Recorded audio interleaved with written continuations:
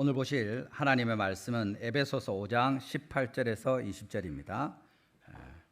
에베소서 5장 18절에서 20절 말씀 우리 같이 세 절 말씀인데 이렇게 교독하도록 하겠습니다. 제가 18절 읽고 여러분들이 19절 읽으시고 20절 우리 한 목소리로 같이 읽겠습니다.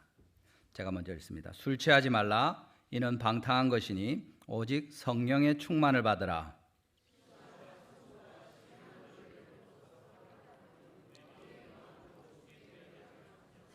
같이 합니다. 범사에 우리 주 예수 그리스도의 이름으로 항상 아버지 하나님께 감사하며 아멘. 할렐루야. 예, 우리 같이 이렇게 예배할 수 있어서 너무 감사합니다. 2024년입니다. 새해 복 많이 받으십시오. 예, 옆에 서로 한번 인사하시죠. 새해 복 많이 받으십시오. 예. 여러분 말에 힘이 있습니다. 여러분이 진심을 담아서 옆에 있는 사람의 복을 빌 때 여러분의 축복이 하나님이 들으시는 것이 되고 주님이 그 말에 진실하게 응답하실 것입니다. 지금 안 하신 분들이 한두 분 있는 것 같은데 다시 한번 하겠습니다. 새해 복 많이 받으십시오. 아멘. 예, 우리 2023년에는 말씀이 함께하는 교회 이렇게 해서 우리가 계속 성경도 읽고 또 서로 격려하고 주의 말씀을 배우고 훈련하였습니다. 또 말씀에 순종해서 전도하기를 힘썼고 또 주님의 교회당 건축과 또 우리 이런 모든 일들을 통해서 힘써 하나님 앞에 우리 자신을 드리고 순종함으로 나온 줄 믿습니다. 이제 2024년에 여러분 주보 앞에 있는 것처럼 2024년 표가 뭡니까? 한번 따라 합시다. 성령이 함께 하시는 교회. 우리 달성교회가 성령님이 함께 하시는 교회 되기를 주님의 이름으로 축원합니다. 예. 그래서 우리 오늘 제목이 그렇습니다. 오직 성령으로 충만함을 받으라. 오늘 본문의 말씀입니다. 어떤 분들은 오늘 본문 보시면서 왜 이렇게 성경책 전체로 보시면 21절까지 안 하고 하다가 읽다가 많어 이렇게 생각할 수 있습니다. 단락이 보면 21절까지 우리 개역 개정에는 그렇게 되어 있는데 이 성경의 문단을 나누는 것은 번역을 하면서 그렇게 하기도 하고 원문의 이런 여러 형편들을 살펴서 합니다. 실제로 우리 개역 한글, 개역 개정 그리고 NIV나 킹제임스 버전이나 이런 데는 대부분 다 21절까지를 한 단락으로 해서 해놓았습니다. 그런데 그 USB 사판이라고 하는 지금 제일 많이 쓰이고 있는 신약 성경 헬라어 그리스 말이죠. 그 번역판에는 20절까지를 한 문단으로 하고 21절부터는 뒤로 붙여서 이렇게 합니다.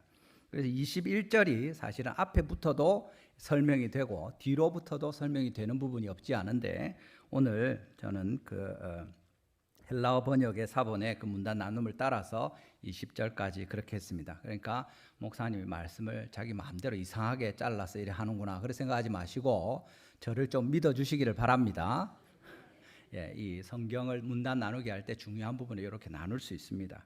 그래서 오늘 성도들에게 어울리는 성령 충만한 삶이 어떤 것인지 우리가 어떻게 그렇게 살 수 있는지에 대해서 하나님께서 본문을 통해서 알려주시는 내용이 됩니다.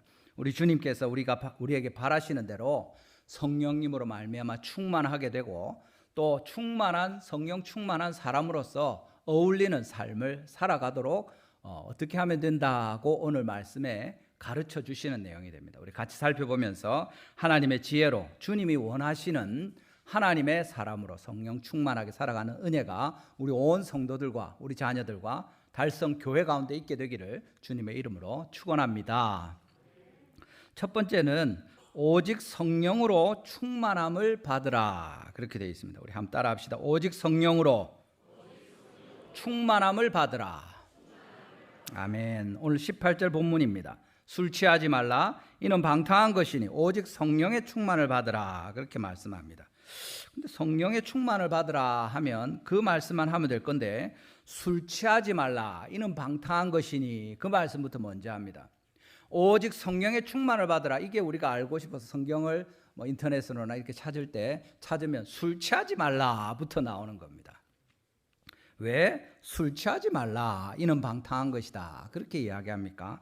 여기 설명이 그대로 있습니다. 이는 방탕한 것이기 때문에 그렇게 하지 말라는 거죠.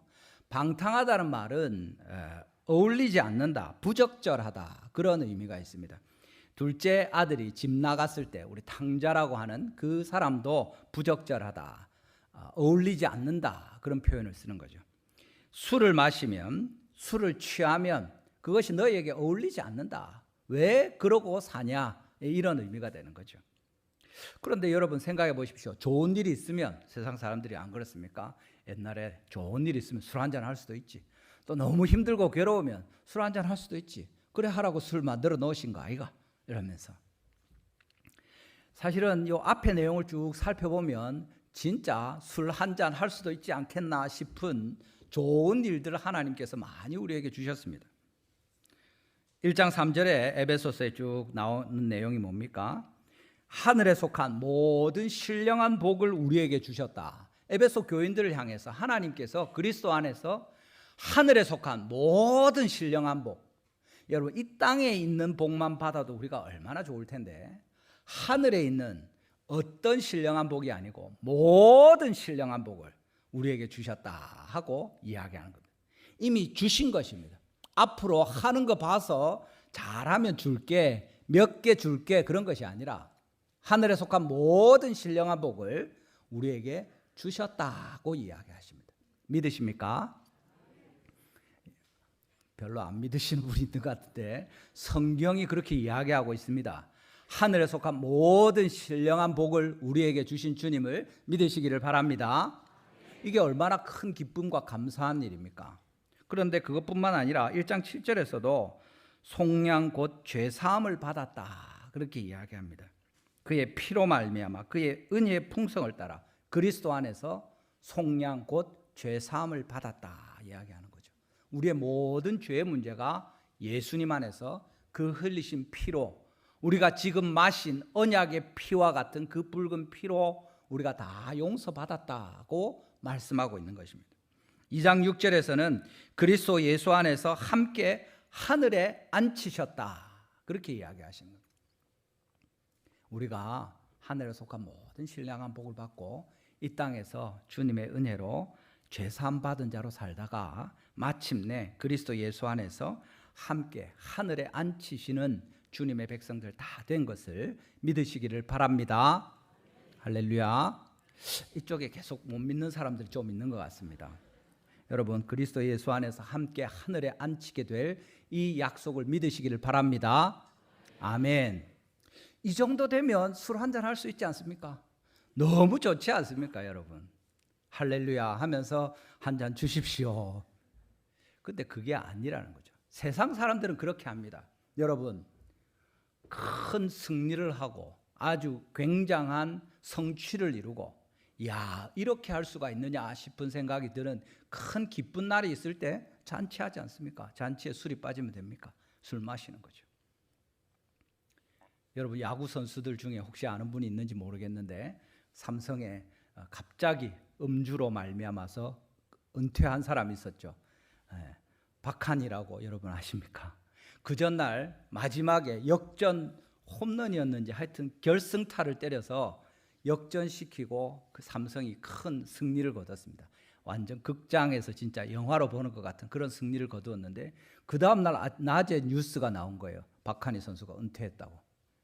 음주운전으로 아침에 잡혀가지고 접촉사고가 났는데 이렇게 돼서 밤에 마신 술이 아침까지 안 깬 거죠.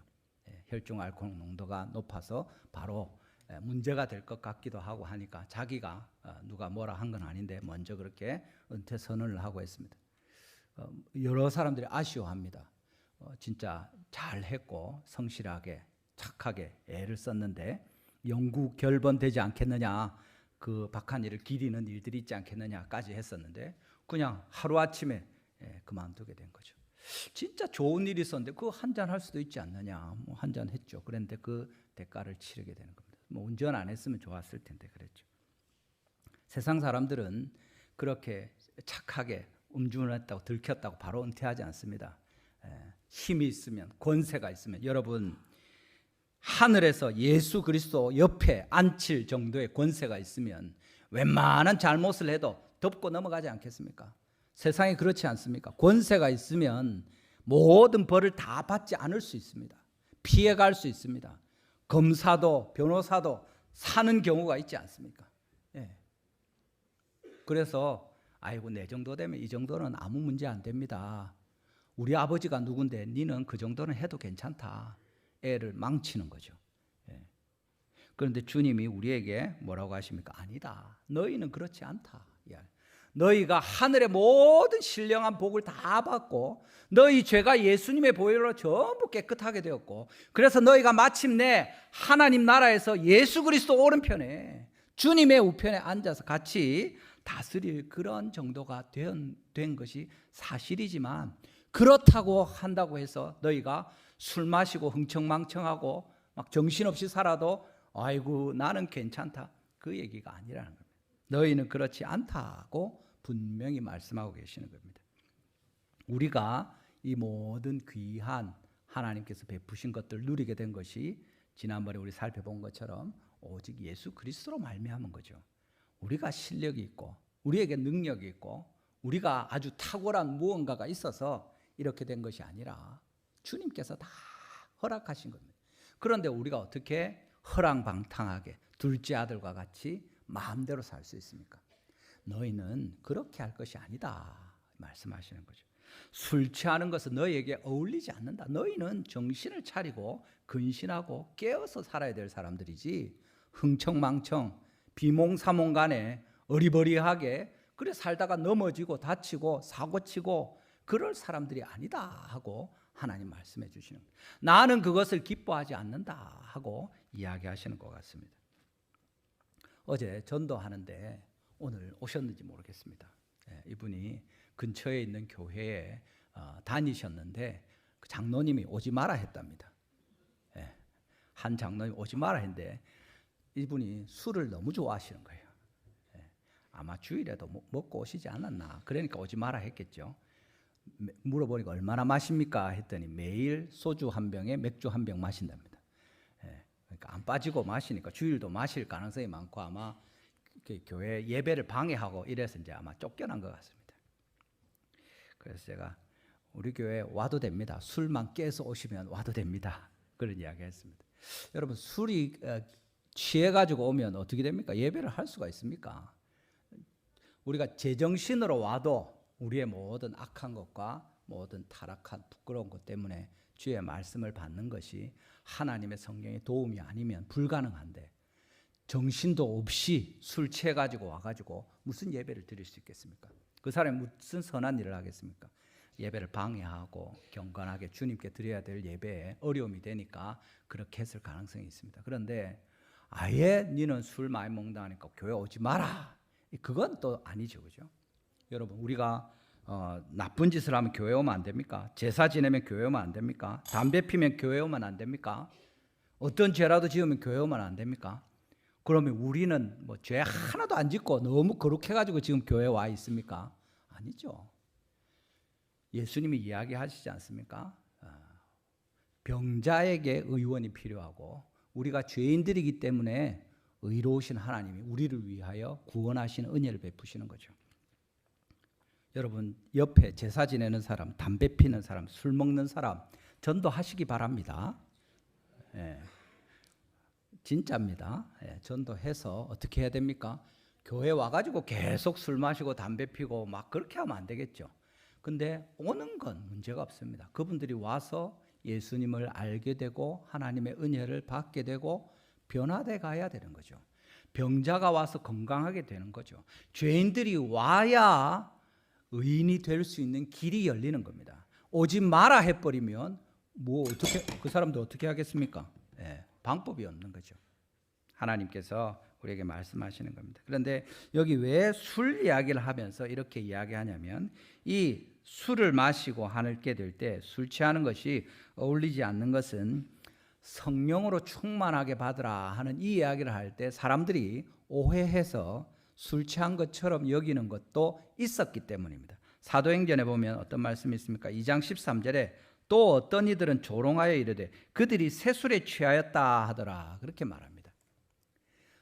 성령이 오순절에 교회 가운데 임해서 하나님께서 그들로 말미암아 복음을 전하게 하시는데 각 나라의 난곳 방언으로 다 언어로 다르게 전하게 되니까 그 언어를 모르는 사람들은 무슨 횡설수설하는 것과 같고 무슨 소리를 하는가 하다가 놀리는 거죠. 저 사람들이 술에 취했나? 술인데 이상한 술인가 보다. 새 술인가 보다. 그런 얘기를 한 걸 듣고 이제 이런 얘기들을 하는 거죠.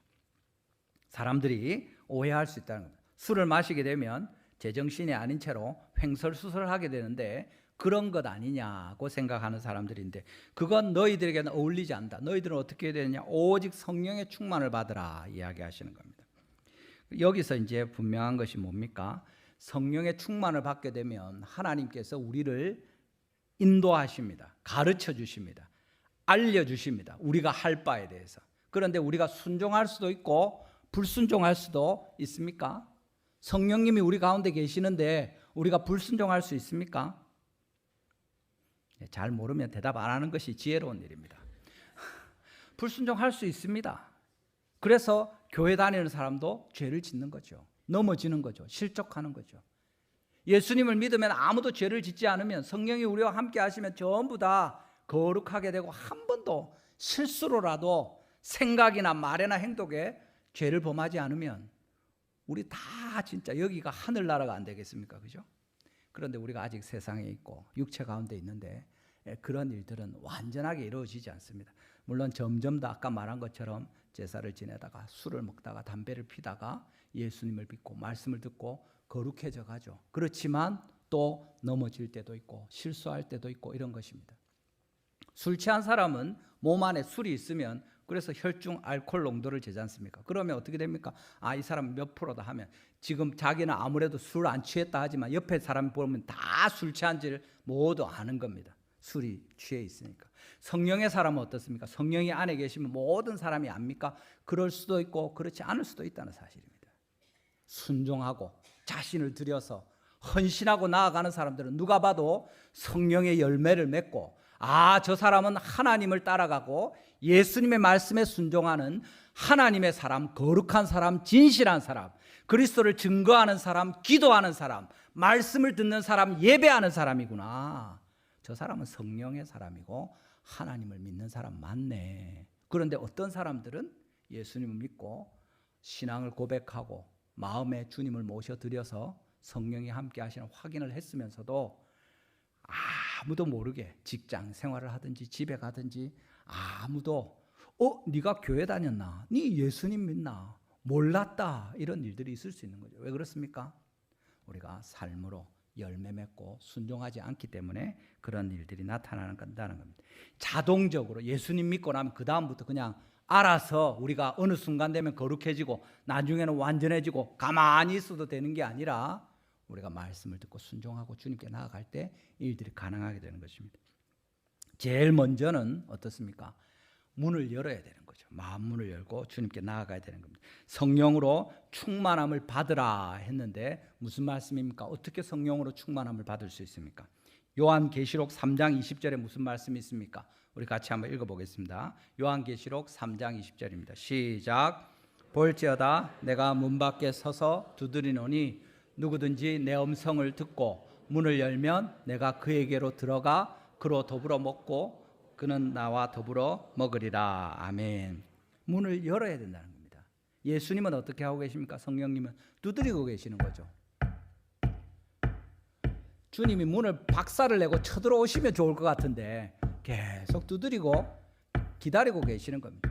열어줄 때까지 계속 2000년을 기다리고 계시는 거죠.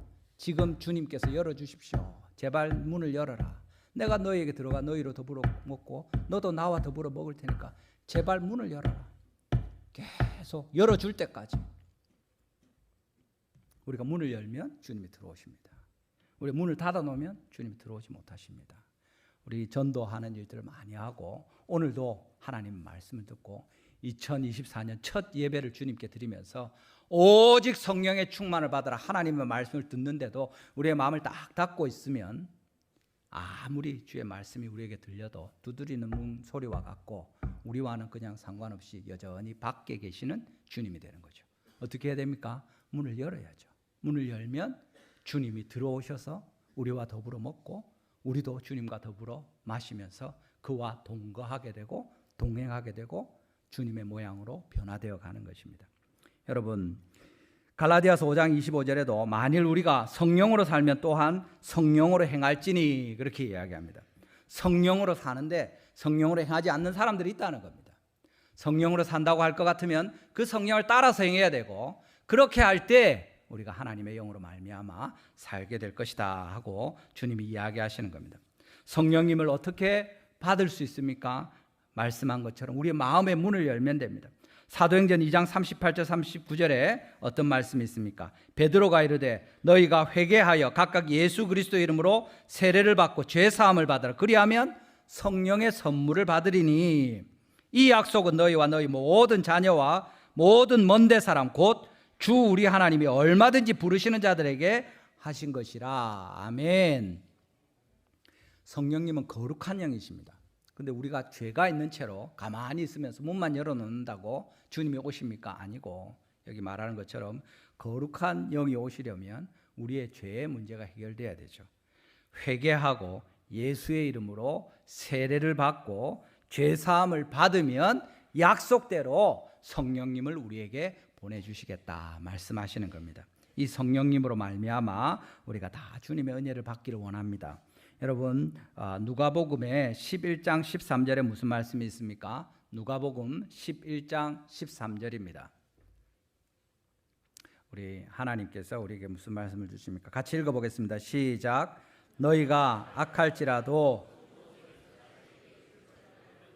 하물며 하늘에 계신 너희 아버지께서 구하는 자에게 성령을 주시지 않겠느냐 하시니라. 아멘. 누구에게 주십니까? 구하는 자에게 주시죠. 우리가 기도하면서 하나님의 성령을 구하는 것입니다. 마음을 열고 성령님을 구하는 것이고 회개하면서 거룩한 영을 구하는 것이고 그렇게 우리가 순종하면서 주님의 영을 구할 때 하나님이 무슨 말씀을 하십니까?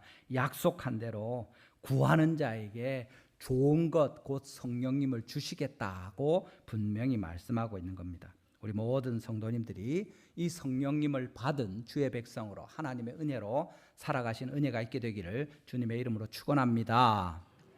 근데 오늘 본문은 성령을 받으라고 말씀하시는 것이 아니라 뭡니까?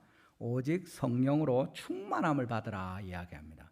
성령을 받은 사람이 있고 충만히 받은 사람이 있다는 거죠. 받은 사람은 우리 말한 것처럼 마음을 열고 회개하고 성령님을 마음에 모셔드린 사람입니다. 영접하는 기도를 하면서 주의 도우심을 사모하고 우리 마음에 모셔드린 그 사람에게 교회 가운데 있을 때 성령님께서 함께 하십니다만 우리가 그의 영으로 충만하게 되는 것이 있다고 이야기하는 거죠. 한번 성령의 세례를 받아서 우리가 세례를 받을 때처럼 물로 세례를 받을 때 교회 교인이 되지만 그가 교회 교인답게 살아가는 것은 또 다른 문제라는 거죠. 성령의 세례를 받아서 우리가 성령님이 우리 마음에 계시지만 함께 하시지만 말한 것처럼 우리가 적극적으로 그 성령님을 모시고 순종하면서 열매를 맺고 살아가는 것과 성령님은 모셔놓고 믿는다고 해놓고 자기 마음대로 살아가는 건 전혀 다른 이야기라는 거죠. 어떻게 성령의 충만을 받을 수 있게 됩니까? 이것은 두 가지로 우리 살펴볼 수 있는데 한 가지는 오늘 본문과 함께 연결되는 골로새서 3장 16절 17절 말씀이 있습니다. 병행 구절이라고 하는데 뒤의 내용은 똑같은데 앞의 내용만 다른 겁니다. 골로새서 3장 16절 17절 한번 보시겠습니다. 그리스도의 말씀이 너희 속에 풍성히 거하여 모든 지혜로 피차 가르치며 권면하고 시와 찬미와 신령한 노래를 부르며 마음의 감사함으로 하나님을 찬양하고 또 무엇을 하든지 말에나 일에나 다 주 예수의 이름으로 하고 그를 힘입어 하나님 아버지께 감사하라. 아멘. 여기 뒤에 나오는 내용은 똑같은데 제일 앞에만 다르죠. 술 취하지 말라. 이는 방탕한 것이니 성령의 충만을 받으라. 시와 찬미와 신령한 노래들로 그렇게 되어 있는데 골로새서 3장 16절에서는 그리스도의 말씀이 너희 속에 풍성하게 거하며 모든 지혜로 피차 가르치며 권면하고 시와 찬미와 신령한 노래들로 그 뒤에는 이어지는 게 똑같은 내용입니다. 무슨 말입니까? 성령의 충만함을 받는다는 것은 그리스도의 말씀이 너희 속에 풍성히 거하는 것을 의미한다는 겁니다. 우리가 성경을 알죠. 그런데 그냥 아는 것과 풍성히 아는 게 다르지 않습니까? 성령님이 우리 가운데 계시죠. 그렇지만 충만하게 거하시는 것과 다른 것과 똑같다는 얘기입니다. 그리스도의 말씀이 우리 가운데 충만하게 거할 때 우리가 성령으로 충만하게 된다는 그 얘기를 하시는 거죠. 성령님에 대해서 충만하게 되는 이 부분은 반대로 성령님을 소멸한다는 표현이 성경에 나오는 이것을 살펴보아도 잘 알 수 있습니다. 데살로니가전서 5장 19절 20절 말씀입니다. 데살로니가전서 19장 20절 말씀인데 거기에 보면 19절에 뭐라고 되어 있습니까? 성령을 소멸하지 말며 이렇게 되어 있습니다. 여러분, 근데 성령님을 우리가 소멸할 수 있습니까? 성령님은 제3위의 하나님이십니다. 영원 전부터 계시고 영원까지 계시는 천지 만물을 지으신 바로 그 하나님이신데 하나님을 소멸하는 거 우리로서는 할 수 없는 일이죠. 근데 여기 나오는 것은 성령님을 불을 꺼트린다 이런 표현이 되어 있습니다. 영어 성경에도 보면 do not quench the spirit 이렇게 되어 있습니다. 영을 꺼뜨리지 말라 이렇게 표현하는 거죠. 불로 표현하면서 활활 타오르게 해야지 꺼뜨리면 안 된다 그 말씀을 하고 있는 겁니다. 근데 여기 재밌는 것이 요 바로 뒤에 이어지는 내용이 뭡니까? 20절에 예언을 멸시하지 말고 이렇게 되어 있는 겁니다. 성령을 소멸하는 것과 예언을 멸시하는 게 바로 연결되어 있죠. 예언은 무엇입니까? 성령의 열매죠. 방언과 예언입니다. 특별히 오순절에 복음을 전하던 제자들도 성령이 임하실 때 그들이 예언하면서 주님의 복음을 각 나라 말로 전하기 시작한 것 아닙니까? 성령을 소멸하는 것과 예언을 멸시하는 게 다르지 않다는 거죠. 무슨 말씀입니까? 하나님의 말씀을 우리가 귀하게 여기고 잘 받아들이는 것이 성령을 소멸하게 하는 것이 아니라 반대로 성령을 더 활활 타오르게 하는 것과 같다고 우리에게 알려주시는 내용입니다. 그래서 우리가 그리스도의 말씀으로 우리 가운데 풍성히 거하게 되면, 설교 말씀을 잘 듣고 하나님의 음성으로 받으면, 우리가 가정에서 또 개인이 성경을 읽고 예배할 때 주님의 말씀을 그대로 받으면서 하나님께서 주시는 음성으로 듣고 순종하면, 그 말씀을 무시하지 않고 귀하게 여기고 마음에 새기면 성령님이 우리 가운데 거하시되 더 풍성히 거하게 되고 말씀을 더 깊이 알아가고 더 잘 이해하고 그것의 열매가 생기면 생길수록 성령으로 풍성한 충만한 사람이 될 것이다 하고 우리에게 알려주시는 것 같습니다. 우리가 하나님의 말씀을 받을 때 주님의 음성으로 듣고 귀하게 여기며 또 그 말씀이 우리 가운데 어떻게든 풍성하게 거하도록 하기 위해서 힘써 주님께 귀 기울이고 우리 자신을 들여서 성령으로 더욱 충만하게 되는 은혜가 우리 가운데 있기를 주님의 이름으로 축원합니다. 또 한 가지는 사실은 우리 성령에 이야기하는 내용인데 요한복음 15장에서 26절 말씀입니다. 그가 나를 증거하실 것이요. 성령님은 그리스도를 증거하는 영이십니다. 사실은 언제 우리가 제일 그리스도의 영으로 충만하게 됩니까? 예수님을 증거할 때입니다.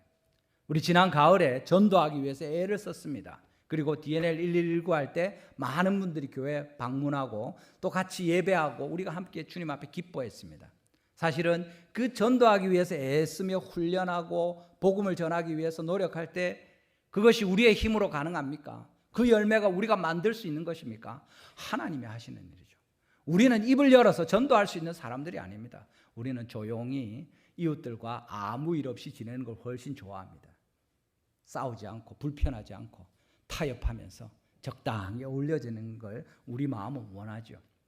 성령님께서 우리를 도와주실 때 입을 열어서 복음을 전할 수 있게 되고 불편하지만 사람들을 찾아가서 먼저 이야기하게 되고 기꺼이 헌신하면서 진짜 제일 낮은 을의 을이 되어서라도 어떻게든 예수님을 증거하려고 애쓰게 되는 것은 다 성령님께서 우리를 통해서 하시는 일입니다. 우리 교회가 올해도 계속 전도하는 일을 위해서 힘쓸 텐데 그때 하나님의 영이 우리와 함께 하시는 것을 믿으시기를 바랍니다. 전도하기 위해서 여러분 작심하고 있는데 그 사람에게 우리가 함부로 할 수 있습니까?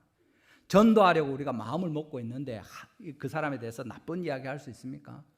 세상에 음담패설을 그렇게 아무렇지도 않게 할 수 있습니까? 아니죠. 우리가 말과 행동을 살필 수밖에 없습니다. 주님께서 우리가 전도하는 이런 모든 과정 가운데 그리스도를 증거하는 영이 우리와 함께 하셔서 주님의 일을 이루어 가신다고 알려주시는 겁니다. 주님께서 말씀하시는 대로 마음을 열고 간절히 주님을 모셔드리고 기도하는 가운데 주님의 성령을 약속대로 받을 뿐만 아니라 거룩한 주의 백성으로서 더욱 주의 말씀에 순종해서 하나님의 영으로 충만한, 그렇게 그리스도를 전파하고 주님을 높이는 우리 온 성도들 달성교회 되기를 주님의 이름으로 축원합니다. 우리가 이 성령으로 충만하게 되는 것을 이렇게 살펴보았는데, 그렇게 할 때 어떤 삶을 살게 됩니까? 그것이 이제 뒤에 나오는 내용들입니다. 19절 본문 한번 읽어보겠습니다. 본문 19절입니다. 같이 읽습니다. 시작. 시와 찬미와 신령한 노래들로 서로 화답하며 너희의 마음으로 주께 노래하며 찬송하며. 아멘. 여기 앞부분을 보십시오. 서로 화답하라 이렇게 되어 있습니다. 이건 시와 찬미와 신령한 노래들로 서로 화답하라 이렇게 되어 있는데, 이것은 우리 찬양대가 오늘도 찬양했습니다마는 찬양할 때 찬양을 이 사람 소프라노가 하다가 또 테너가 하다가 또 알토가 하다가 베이스가 하다가 이렇게 주거니 받거니 찬양하는 게 있지 않습니까? 그게 화답하는 겁니다. 여기 말하는 시와 찬미와 신령한 노래들로 서로 화답하는 거죠. 이게 노래할 때 서로 이렇게 주거니 받거니 하면서 하는 것을 부르기도 하고, 그것만 이야기하겠습니까? 사실은 아까 말했던 골로새서 말씀처럼 3장 16절에 모든 지혜로 피차 가르치며 권면하고, 그 말씀과 연결되는 거죠. 찬양을 하는 것에 제일 중요한 것은 하나님을 높이는 것입니다. 그리고 이웃들에게 우리의 믿음을 전하는 거죠. 그리고 자신의 고백도 됩니다. 토마스 아퀴나스도 이런 이야기 했다고 합니다. 우리가 찬양할 때 언제든지 그것은 세 곳을 향하는데, 하나는 자신을, 또 하나는 이웃과 형제들, 또 마지막으로 궁극적으로 하나님을 향한다고 이야기하는 거죠. 자기 만족만을 위해서 부르는 찬송은 온전한 찬양이 아닙니다. 야, 나는 노래를 너무 잘하는 것 같아 하면서 흐뭇해하면서 혼자 노래를 부르고 있는 그것은 찬양은 아니죠. 그냥 혼자 즐기는 거죠.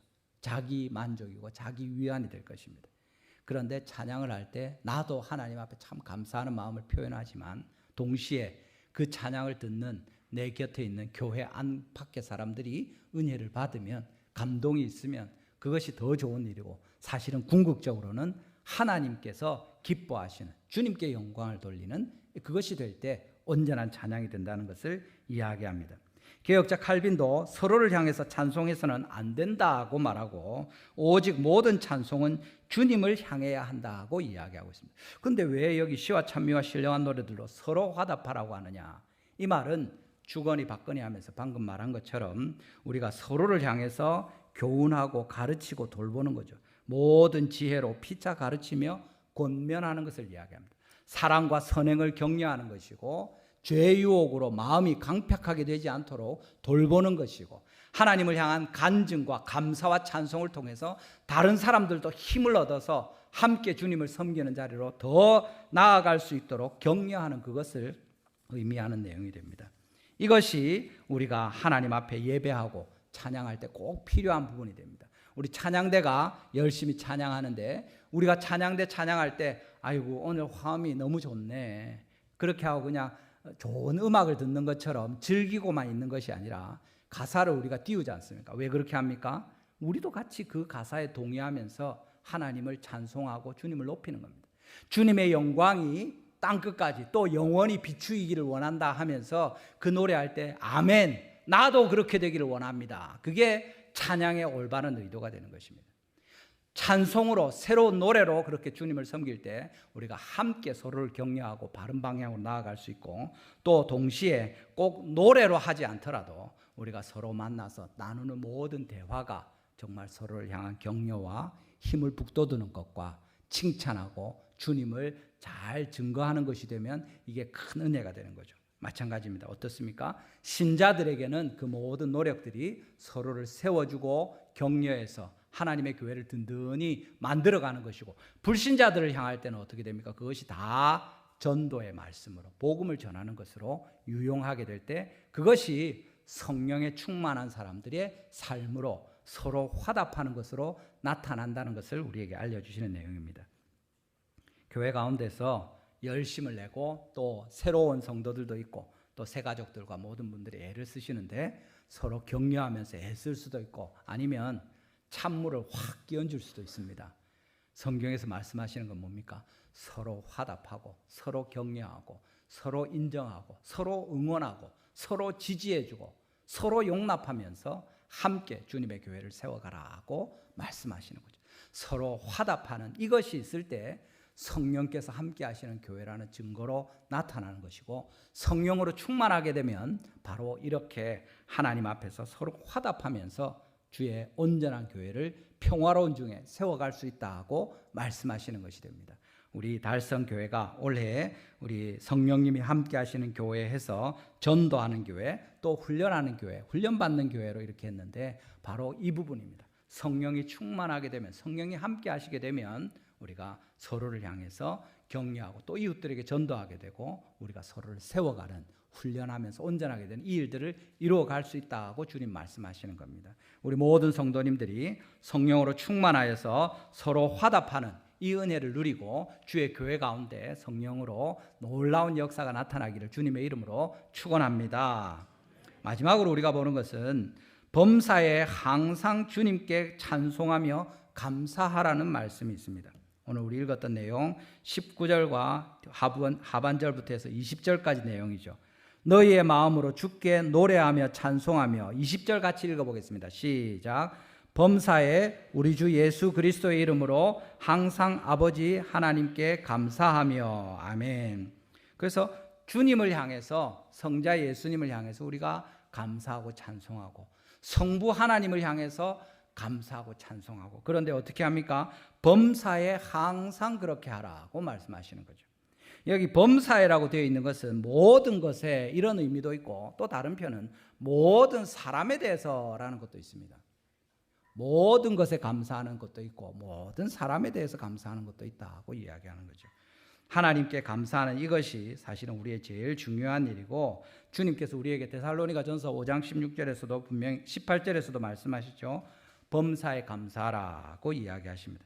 이는 그리스도 예수 안에서 너희를 향하신 하나님의 뜻이니라 말씀하시는 거죠. 칼빈도 이런 이야기를 했습니다. 평생에 성도는 삼위 하나님께 감사와 찬송을 연구하고 실행해야 된다고 이야기합니다. 좋은 일이 있을 때, 기쁜 일이 있을 때 감사해야죠. 힘들고 어려운 일이 있을 때 그때도 감사해야 된다고 이야기하는 겁니다.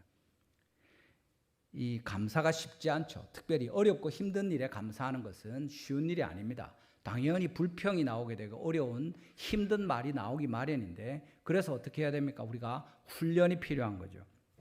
어떤 장로님이 감사 7진법 이래가지고 감사를 하는데 7가지 법칙을 익혀야 우리가 잘 감사할 수 있다, 이런 얘기를 한 내용이 있습니다. 여러 가지가 있지만 그 중에 소리를 내어서 구체적으로 감사하라, 이런 내용이 있습니다. 그냥 마음으로만 하지 말고 분명하게 말하면서 내가 요것 때문에 주님 감사합니다 하고 이야기하라는 거죠. 그리고 늦게 하지 말고 즉시 감사하라는 말씀도 있습니다. 때를 놓치지 말라는 거죠. 우리 감사헌금 오늘도 드리고 신년 감사헌금으로 드리지만, 신년 감사헌금을 4월, 5월 이때 드리면 됩니까? 그때는 이제 부활절 감사헌금을 해야 될 때입니다. 타이밍을 놓치는 거죠.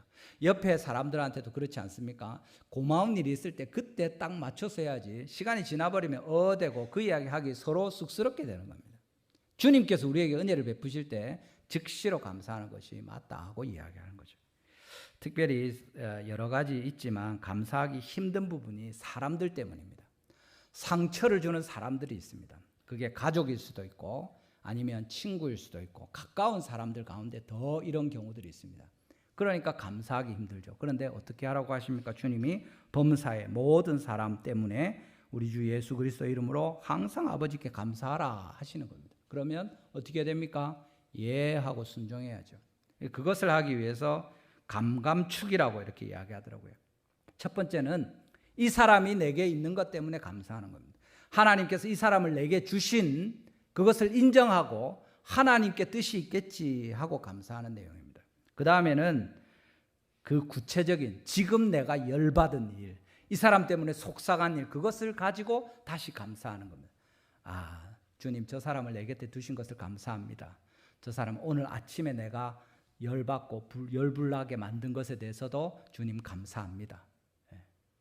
그리고 축복하는 거죠. 하나님, 저 사람이 더 진실한 나의 감사의 제목이 될 수 있도록 복을 내려 주시옵소서. 주님 은혜를 베풀어 주시옵소서. 그렇게 할 때 하나님께서 주님의 일들을 이루어 가시는, 우리를 통해서 감사의 열매가 맺히는 그 일이 된다는 것입니다. 주변에 이러한 일들이 있을 수 있습니다. 제일 미운 사람, 용납이 안 되는 사람, 계속해서 그 사람 때문에 힘든 사람, 작년에도 있고 올해도 있을 겁니다. 앞으로도 있을 겁니다. 여러분, 그런 일이 있을 때 우리가 불평하고 원망한 것은 하나님의 성령에 충만한 사람이 할 일이 아니고, 그렇게 할 때마다 우리는 더 성령을 소멸하는 쪽으로 가게 됩니다. 왜 그렇습니까? 예언을 멸시하니까. 지금 하나님께서 예언의 말씀을 통해서 우리에게 모든 사람으로, 네가 제일 미워하는 사람으로 말미암아 감사하라고 하시는데, 아이고 그거는 좀 힘듭니다. 그게 예언을 멸시하는 거죠. 그럼 성령 충만한 쪽으로 가는 것이 아니라 성령을 소멸하게 되는 것입니다. 그 사람이 어떤 사람이든지 그 사람을 하나님께서 내 곁에 두셨습니다. 감사합니다. 오늘 그 사람의 이런 행동, 어제도 그랬고 그저께도 그랬지만 어쨌든 오늘 이 행동에 대해서 내가 구체적으로 주님께 감사합니다. 그리고 주님, 내가 그 사람을 예수님의 이름으로 축복합니다 할 때 이 일들이 회복되게 되고, 정말 주님께서 그 관계들을 통해서 성령 충만함이 사람이 누릴 수 있는 복을, 성령의 열매를 맺게 하시겠다고 우리에게 알려주는 내용이 됩니다. 그것이 다른 사람, 가까운 사람일 수도 있고, 어떤 경우에는 자기 자신일 수도 있습니다. 사도 바울도 이야기했던 것처럼 죄인 중에 내가 괴수다 하고 자기 자신을 용납하지 못하고 자기를 사랑하지 못하는 사람이 있습니다. 자기의 단점을 누구보다 잘 알고 있고 힘든데 그것 때문에 우리가 감사할 수 없게 되는 거죠. 그러면 그 사람은 성령으로 충만하기가 쉽지 않습니다. 다른 모든 사람으로 행복하더라도 자기 때문에 불행한데 그 사람이 어떻게 감사하면서 성령 충만하게 됩니까? 마찬가지입니다. 하나님께서 나를 주신 것 때문에 감사하고, 내가 살아있는 것 때문에 감사하고, 특별히 내가 지금 만족하지 못하고 힘든 이 문제를 주님 내게 허락하셔서 지금 다루게 하시니 감사합니다. 그렇게 하면서 자신을 축복하는 거죠. 주님이 사랑하시는, 하나님이 위하여 죽으신 나를 위해서 주님께 바치면서 나아갈 때 하나님의 은혜가 임하게 되고 구체적으로 성령의 충만한 삶으로 더 나아가게 될 것입니다. 여러분들이 올해에 주변에 있는 모든 사람들로 말미암아, 모든 일들로 말미암아 하나님께 감사하는 은혜가 있기를 바랍니다. 우리가 할 수 없는 이 일을 주님께서 그리스도 예수로 말미암아 성령님으로 감사하게 하시고 또 더 큰 감사가 넘치도록 우리에게 은혜 베풀어 주시기를 주님의 이름으로 축원합니다.